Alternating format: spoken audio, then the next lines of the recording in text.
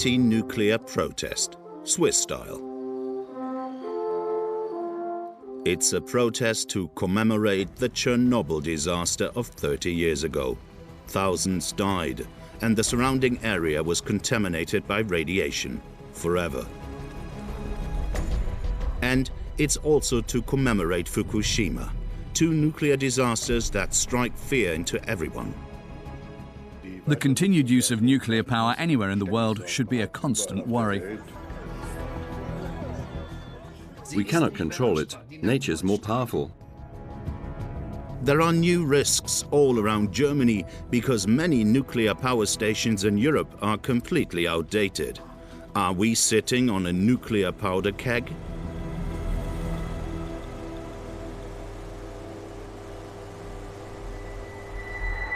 The Betznau nuclear power station in Switzerland. It's been in operation for 47 years, the oldest nuclear power station in the world. Problems have become an everyday occurrence. Another nuclear power station known for unwelcome incidents is Tihange in Belgium.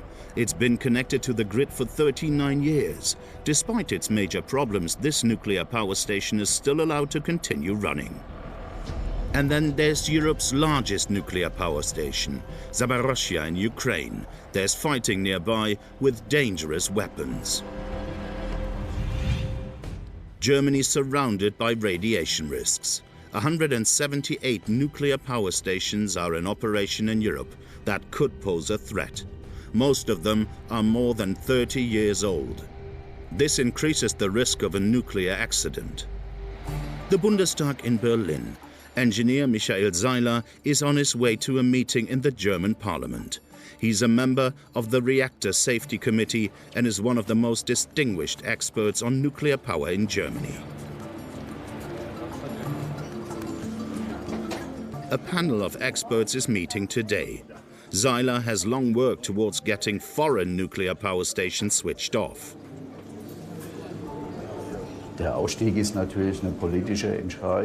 Getting out of nuclear power is a political decision in every country. The problem is that safety standards for the nuclear power stations were already lower in neighbouring countries. Switzerland, Belgium, France and the Czech Republic. These facilities would never be approved in this country. The Swiss nuclear power station at Betznau is close to the German border. If there were an accident, a radioactive cloud could threaten the whole of southern Germany.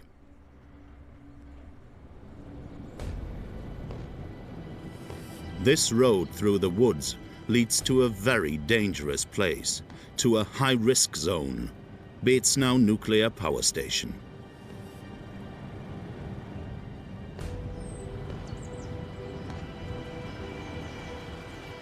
We're not allowed to continue. Axpo, the operator, doesn't permit filming on company property. It prefers to stay out of the public eye. An image film allows us to get an insight into the facility. It focuses on the intact world of the nuclear industry and the company's diligent engineers. Betznau dates back to the pioneering phase of nuclear technology. Many consider it particularly prone to problems. One section has once again been shut down. The operator talks about irregularities. In recent years and decades, Axpo has invested a lot of money in the safety of the facility. We've got an emergency power supply, we've installed an emergency system, and we will not see the events of Fukushima taking place here in Betznau.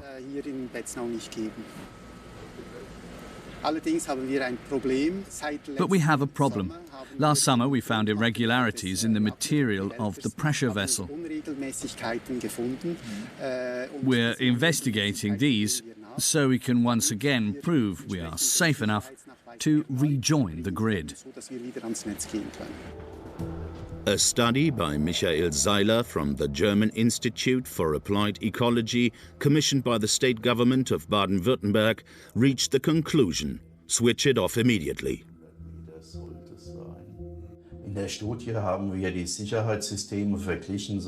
We compared the safety systems in Betznau to those in modern reactors, including some in Switzerland. And we found that Betznau has fewer safety systems with regard to emergency cooling and electrical supply. The National Inspection Authority for Nuclear Power in Switzerland extended Betznau's operating period by another 10 years regardless. When it comes to old nuclear power stations, and this happens in Switzerland too, they always apply double standards. Otherwise, you'd have to switch them off right away. Modern reactors have more safety systems. With the old ones, they only ask if there are so few safety systems that an imminent major accident is likely. Heini Glauser is scared that there really could be a major accident one day. An architect and energy engineer, for 5 years he's held a vigil in front of the headquarters of the Swiss Federal Nuclear Safety Inspectorate in Brugg. Always at 5 o'clock in the afternoon, a silent protest against Betznau, every day. The trigger was Fukushima. That was the second major shock after Chernobyl, 25 years earlier. Japan is a high-tech nation that was always cited when people said accidents wouldn't happen here. I knew we had to do something. His 1000th vigil was the occasion for a major demonstration by opponents to nuclear power.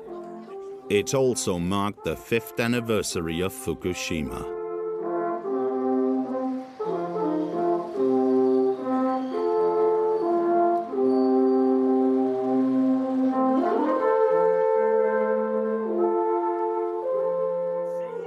Heini Glauser considers the protest a success.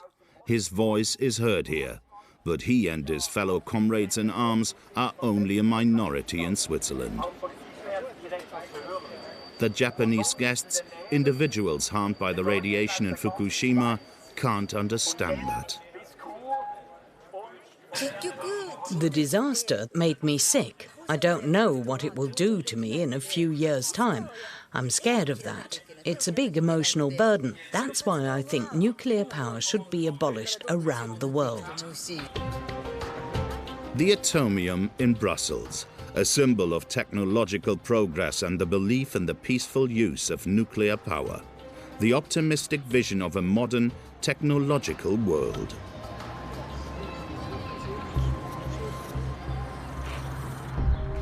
The reality in Belgium today. The Tihange nuclear power station. Disruptions are as much part of this power station as the steam from the cooling towers. This power station was close to nuclear meltdown once before, a gigantic disaster. It was meant to be closed down long ago, but the operators are allowed to continue. The exterior concrete shell needs constant patching up. But far more dangerous are the thousands of cracks on the inside on the reactor vessel.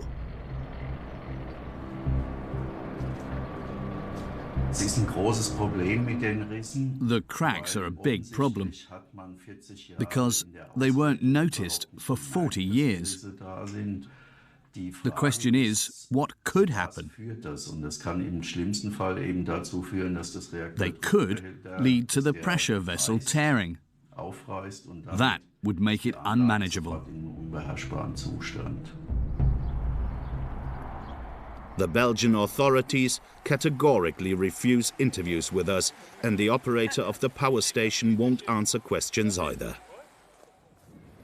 Leo Tubax doesn't live far from the Tihange reactor. In Belgium, he's a lone voice against nuclear power.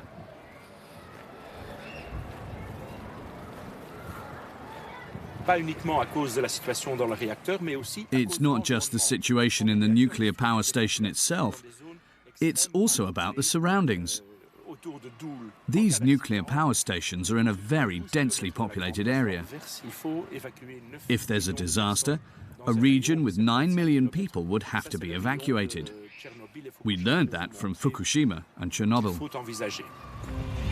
Tihange is just 60 kilometers from Aachen. In the event of an accident, 500,000 people in the Aachen area would be affected immediately, followed by millions of people in Germany's densely populated west.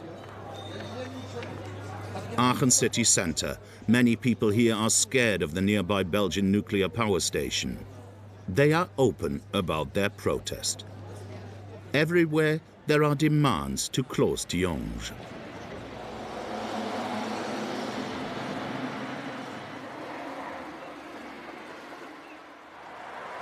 The Aachen region filed a lawsuit in a Belgian court to stop Tihange from operating further.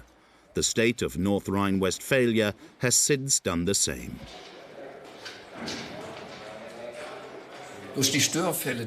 Because of the constant problems, we've completely lost any faith that the Tihange reactor is safe.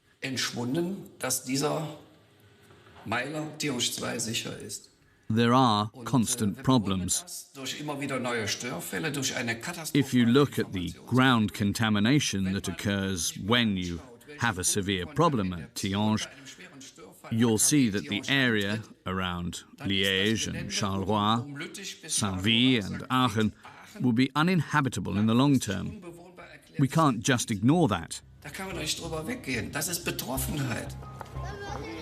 To protect the population, the city of Aachen keeps 300,000 iodine tablets in the hospital pharmacy. It's a half-hearted reassurance measure. The quantity would hardly suffice, and the distribution hasn't been sorted yet either. The German national government has now made an official request to Belgium to take all the nuclear reactors close to the border off the grid for the time being, to clear up unanswered safety questions, they say. The crucial aspect here is that we don't have a direct influence on the decisions made by our neighbour. People don't like to hear that, but it's a fact. We can't tell the Belgian, Ukrainian and Swiss authorities how they deal with their energy needs. We can't forbid them to continue operating their nuclear power stations. We don't like this situation, and with all due respect for national sovereignty with regard to nuclear power, we are open about that. Germany's neighbours are a long way from abandoning nuclear power.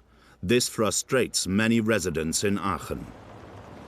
If you see the people in this area, I've never seen so many young people with children who say, "You have to do something." It can't be right that we take the risk and that we have to wait for a problem to occur before we're proved right. The operator of the Belgian power stations is called Electrabel. A former board member is now the head of the Belgian Federal Agency for Nuclear Control. He decides whether operating periods get extended or not. The decision of this allegedly independent body is that Tihange can stay connected for another 10 years, with all its risks for the population. Europe's largest nuclear power station is in eastern Ukraine, near a region where fighting is taking place. The reactor wouldn't withstand being bombarded by heavy artillery. Nuclear fission set in stone, an art installation in the town center of Zaporozhye in honor of nuclear power. Nuclear energy is considered clean and reliable here, despite Chernobyl. The nuclear power lobby has it easy, because Russia has cut its gas supplies to Ukraine, and the coal mines are in territory controlled by the separatists. More than half of the country's energy requirements are met by nuclear power. The government has become a hostage to the nuclear power industry. The 6 huge reactor blocks and turbine halls are 30 years old already.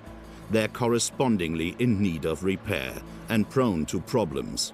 Nevertheless, the operating period has been extended by another 15 years.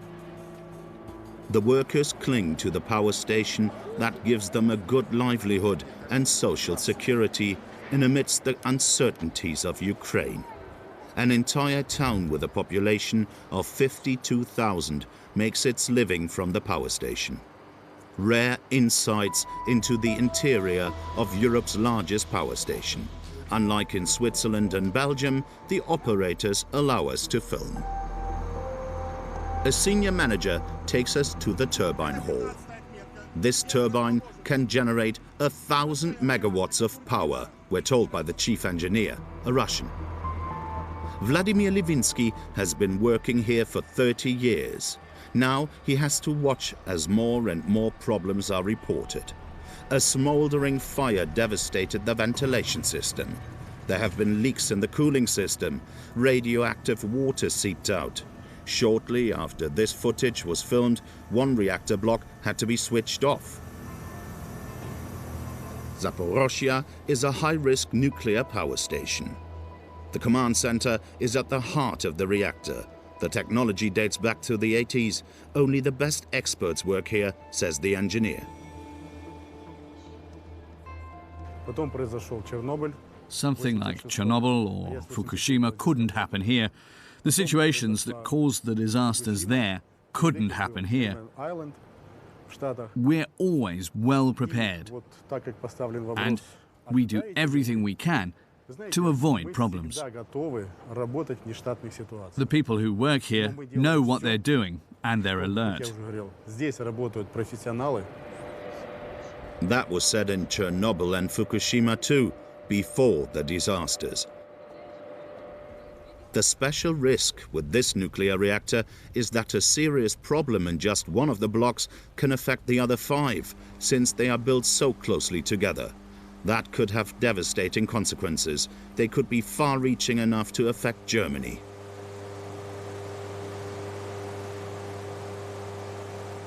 Here we have the pumps, the diesel generators, and an emergency cooling system that also works during a disaster. We also have mobile cooling systems in the event of a problem like Fukushima. Mobile pipes are laid down to channel the water. Cooling is guaranteed in our system. We've drawn our conclusions and implemented new safety measures. But what good are such systems when there's war all around? There has never been live firing so close to a nuclear power station before. It's 150 kilometers to the combat zone from here. The negotiated truce has cracked. The fighting continues. The separatists want more. And they've got missiles that'll reach all the way to Zaporozhye.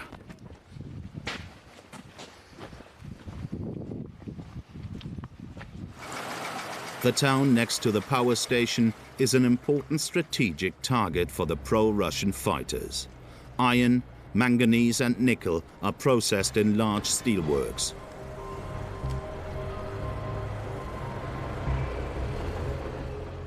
Locomotives and machines are manufactured in these factories.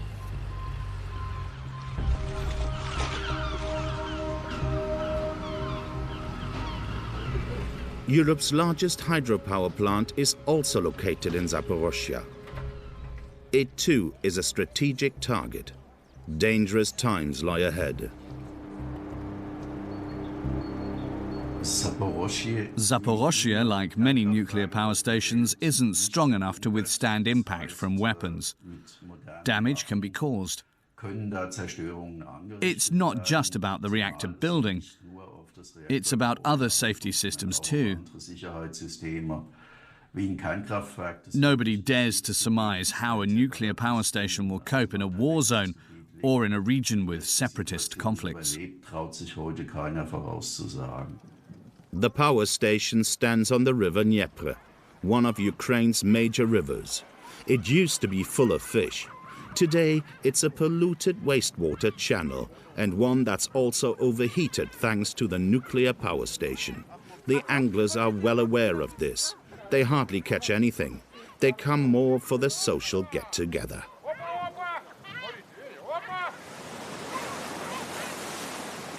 We're on a river ferry. A small group of local journalists and environmentalists are also on board. They love their river. They're right about the environmental sins committed on its banks. The nuclear reactor is one of them.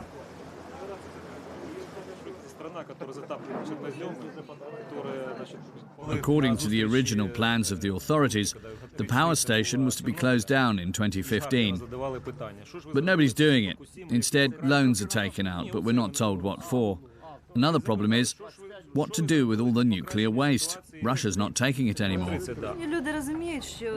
They try to comfort us and emphasize the allegedly high safety levels.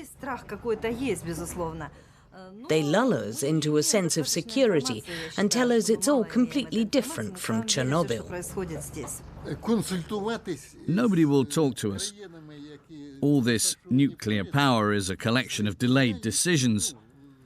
They want the next generation to deal with the problem. That's their logic. Their hometown of Nikopol is on the other side of the river to the reactor. The activists hand out their information leaflets about the dangers of the Zaporozhye power station. They aren't given much attention.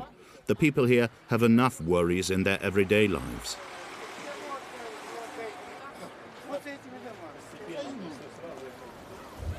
The power station on the big river, a deceptive idyll.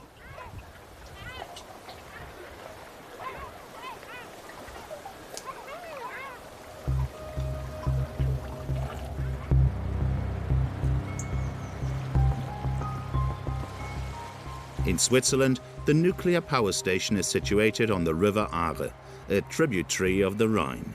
Those who built the nuclear power station in Belgien clearly didn't look at any history books. The river may look tranquil, but it has turned into a raging torrent several times.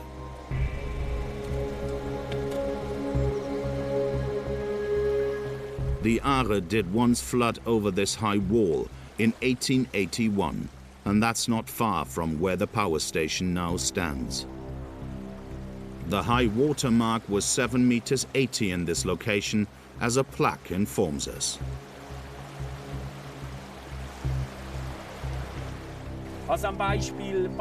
In Bad Schandau, on the border to the Czech Republic, the Elbe rose 12 meters in 2002 in Germany, in a valley that's 3 times wider than the Aare Valley in Betznau. The notion that in an extreme event water levels would only rise by 37 centimetres, and now they've raised that figure to a metre, is downright laughable.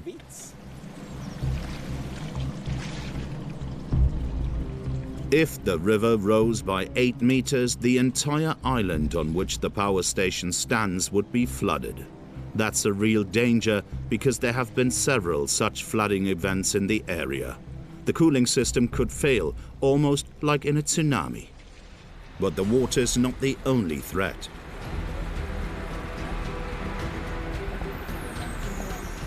The attack happened in the early hours of the morning. A group of Greenpeace activists entered the Betznau power station. They didn't just want to demonstrate against the continued operation of the power station, they also wanted to show how easily such a facility can be accessed, unnoticed by the security guards. Nuclear power stations as potential targets for terrorists.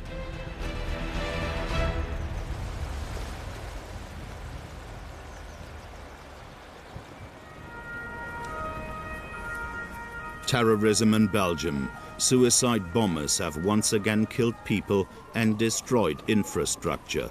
Uncertainty, despair, and hysteria spread. It was believed there were terrorists around the Tihange power station. False messages and fear rapidly spread. An elevated terrorism alert, a further argument to immediately get out of nuclear power.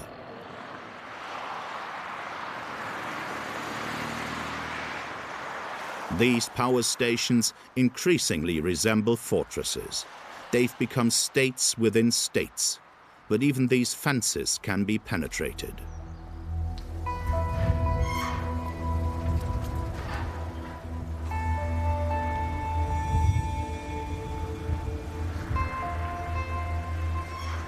Zaporozhye in Ukraine, Europe's largest power station. It's not just under threat from missiles. Sabotage is another problem, despite security. The Russian nuclear power expert Vladimir Chernobyl explains how that works. He saw the inside of a nuclear reactor for the first time in Chernobyl. There were around 1,000 of us. We had to clean up the rubble. Later, I was made part of a special sabotage unit. I was also trained for French power stations because I speak French. The West was our enemy. We had a test facility where we could simulate everything. That's where we learned how you could enter a power station unnoticed and attach explosive charges. Vladimir Chernobyl has the exact plans of the Zaporozhye nuclear reactor on his home computer. He needed them for the job he used to do.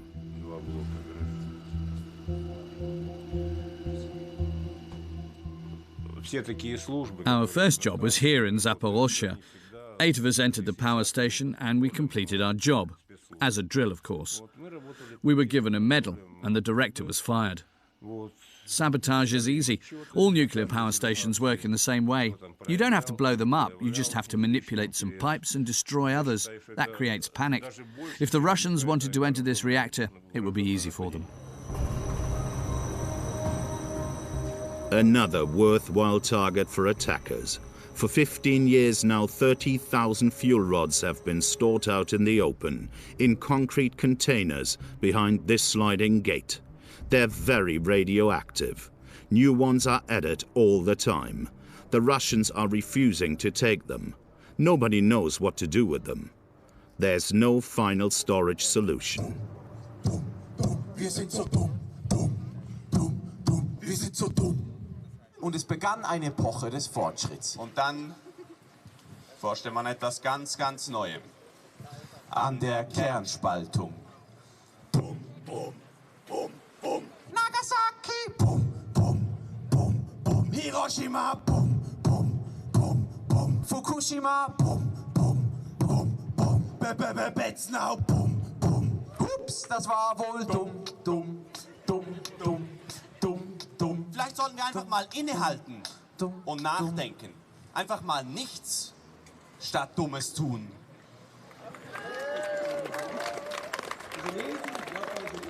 Heini Glauser and his friends continue their silent protest against nuclear power in the hope that all of Europe will say no to nuclear power one day. I don't think nuclear power has a future. It's an outdated model because it doesn't make financial sense.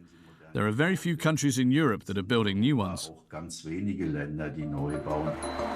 The caravan of opponents will have to move on for quite some time before their warnings reach other European countries.